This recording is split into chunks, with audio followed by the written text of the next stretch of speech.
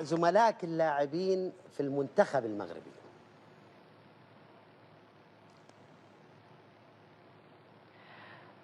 وهو في الحقيقة يعني أنا أشوف كثير من الإعلام يتكلمون على أنه حمد الله له علاقة مو حلوة مع اللعيبة حق المنتخب، وهذا شيء يعني بالعكس.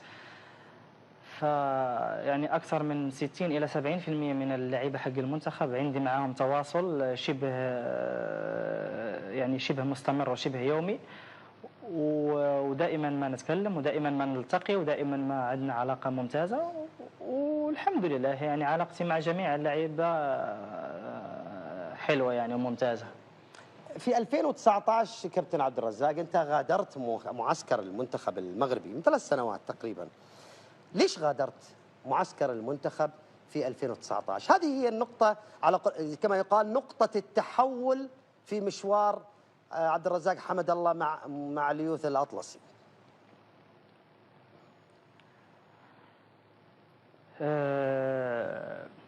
في الحقيقة يعني هذه النقطة يعني مش تحول فقط مع أسود الأطلس، لكن أنا أعتبرها يعني نقطة سوداء في حياتي الكروية وفي مسيرتي الكروية، على غرار يعني الأسباب.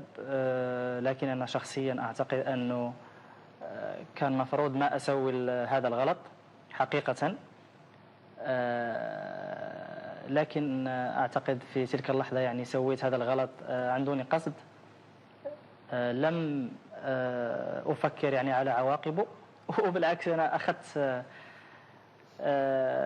عواقب يعني بالنسبة لي أنا كلاعب كرة قدم وخيمة أنه تبعد من المنتخب 3 سنوات، فهذا في حد ذاته عقاب لذلك الخطأ. لكن كما قلت في أول مرة يعني شكرت الجمهور المغربي على وقفتهم معايا، أبغى أعتذر لهم مرة أخرى وأعتذر لأي مسؤول على هذا الخطأ اللي سويته.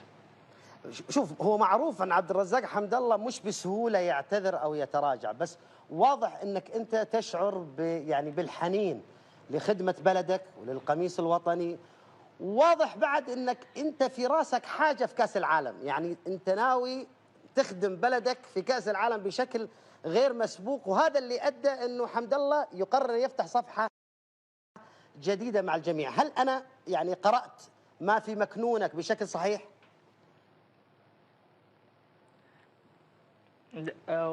تقريبا، لكن أنا مش مو بسهولة أني أعتذر.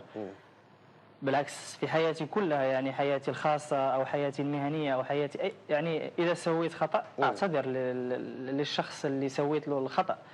فما بالك أنك تسوي الغلط يعني مع ناس يحبوك يعني زي الجمهور المغربي، وفي الأخير يعني المنتخب الوطني يبقى الأب الروحي لأي لاعب مغربي. صحيح.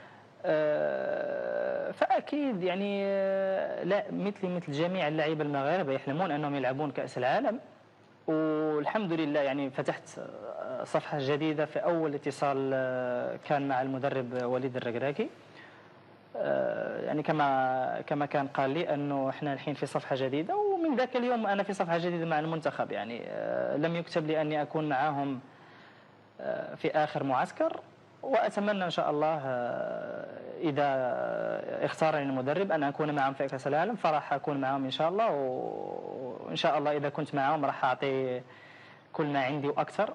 إذا ما كنت معهم فراح أكون أول مشجع للمنتخب الوطني.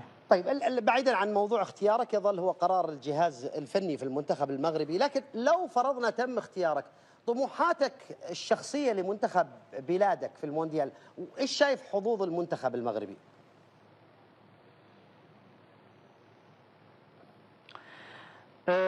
نتمنى إن شاء الله أني أكون معهم.